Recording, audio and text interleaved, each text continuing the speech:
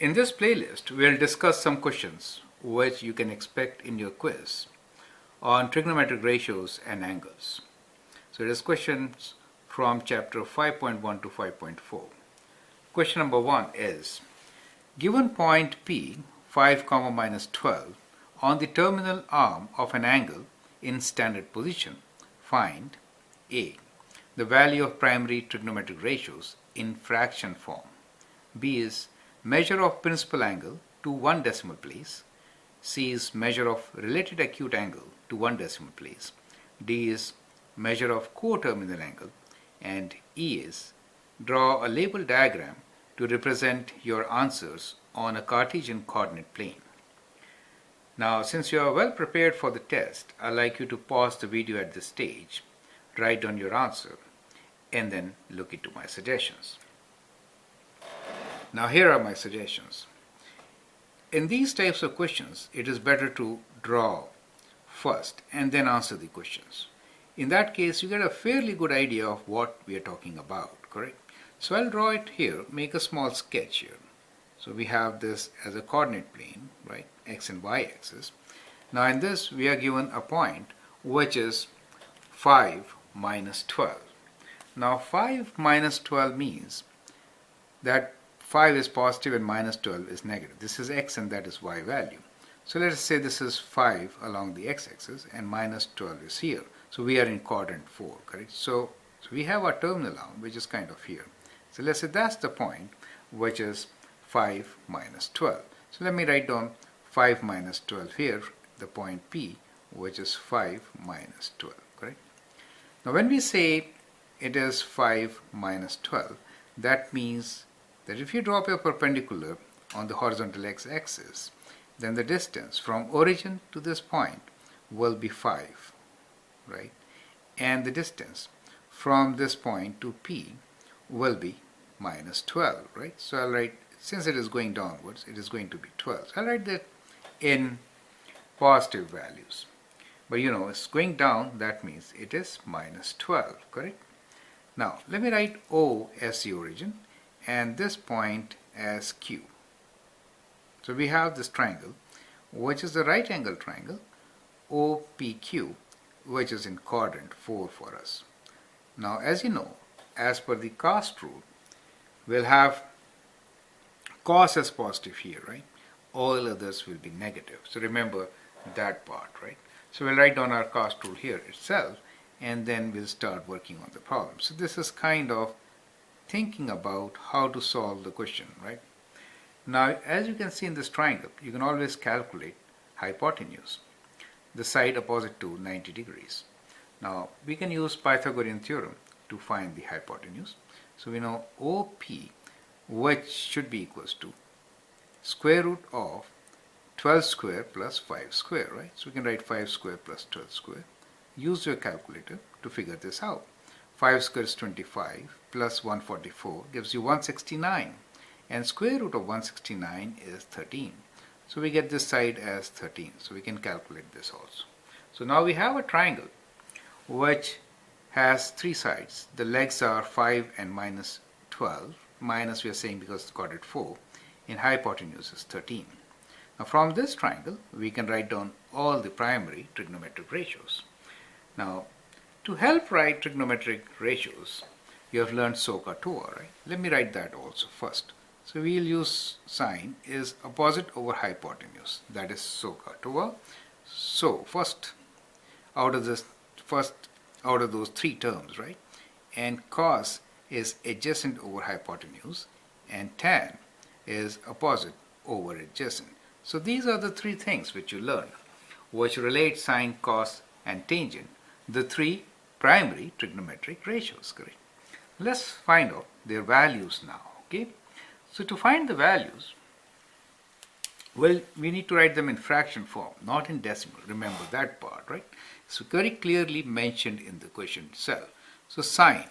So you try to find sine of angles. We'll make this angle and we'll write it theta for the time being, right? We haven't really calculated this angle at the moment. So we'll write sine theta equals to, now sine is opposite over hypotenuse. If you look from this angle, the opposite side is 12. Let me write minus now here with it because it's going downwards. So opposite is minus 12 divided by hypotenuse of 13. Even otherwise, from the cast rule, you know only cosine has to be positive, rest all will be negative, right?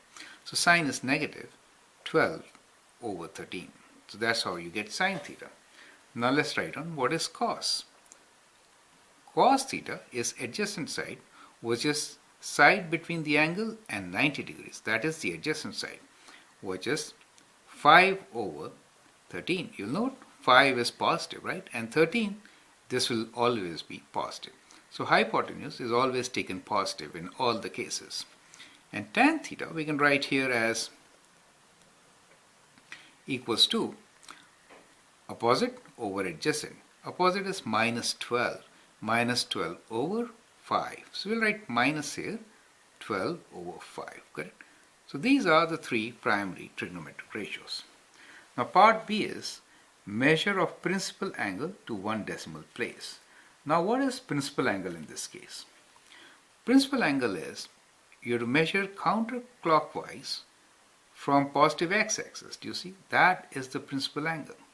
Now this principal angle can be found by calculating the value of theta. We can calculate value of theta as a related acute angle, okay, and then we'll take away the value from 360 degrees. So the idea is to find related acute angle first, which is part C, right, and then use our calculator. Now part C is measure of related acute angle to one decimal place. So at times we may have to shuffle between the sequence in which we work. As you see, we started with part E, making a sketch, and then it turns out that to answer B, we should know related acute angle. So let's do C first, find related acute angle. Always when you're trying to find related acute angle, think about this triangle to be in quadrant 1, right? Now, tan theta is 12 over 5, so theta will be tan inverse of 12 over 5. So we'll say related acute angle theta equals to tan inverse of 12 over 5. Do not consider the sign at moment, okay? Always when you're trying related acute angle, you are considering angle which is less than 90 degrees. So if you're in quadrant 1, all are positive. Therefore, we use like this. So now, second function, tan inverse within bracket 12 divided by 5 bracket closed equals to. You get 74.866. So what we get is 74.866. Now since we have to round it to one decimal place, we can write our answer as 74.9, right? So that becomes the related acute angle for us. Now, since we know related acute angle, which is theta for us, we can find what is the value of principal angle. Now the principal angle is counterclockwise, it is always positive, less than 360 degrees. So it should be 360 minus 74.9. So principal angle is, we'll write here 360 degrees minus 74.9 degrees, right? So that is the principal angle. So let's do that. Calculate using your calculator. 360 minus 74.9 equals to 285.1 degree. So that is the principal angle, right? So that is the principal angle for us. Now the next part is measure of coterminal angle. Now coterminal angle is when you measure it from either side getting to the same value. So what we can do here at this time is we can actually move in clockwise direction, right? So if you move clockwise like that, then you get minus, right? Because clockwise is always minus, and we found that theta is 74.9. So the coterminal angle, one of them could be minus 74.9 degrees, right? So that could be one of the coterminal angle, right? The other coterminal could be, you could go one round like that, one more, right? So you can just go like that. But the coterminal angle is reaching the same place in a different way, correct? So in this case, we will answer coterminal angle as minus 74.9. So coterminal means reaching the same terminal arc, right, in a different way. Now, next one is draw a label diagram to represent your answer on the Cartesian coordinate plane. So we have answered all the above questions, and this one we need to label our diagram now, right? So that is what we have. Now in this particular diagram, important things which we should label are what? One is the principal terminal arm, right? So we know all these angles, correct? So let me redo this, or we can just label it here itself. So what we have here is one is the terminal arm.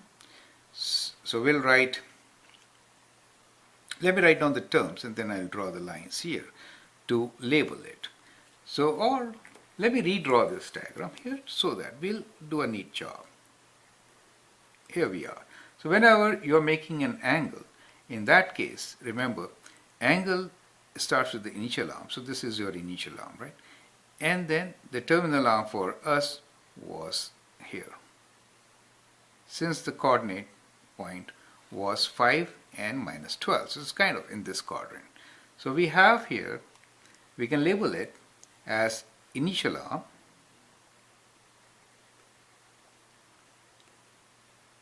and this is our terminal arm, right? We'll write terminal arm, and then we can write the angles. So we can write this angle as 74.9 degrees, right? So this angle for us is a coterminal angle, right? So we say this as coterminal angle. Let me write sign for angle.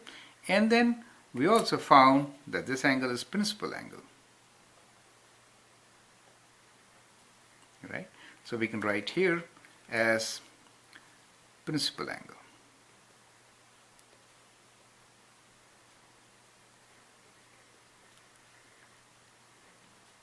The whole thing, right?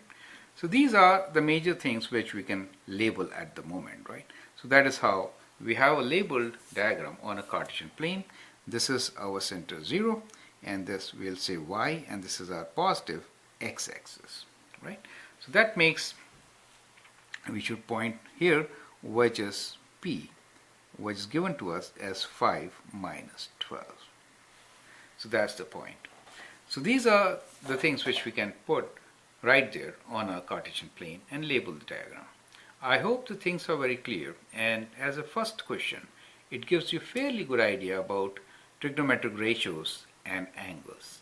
In the next question, we'll discuss more about similar things along with reciprocal trigonometric ratios. Thank you.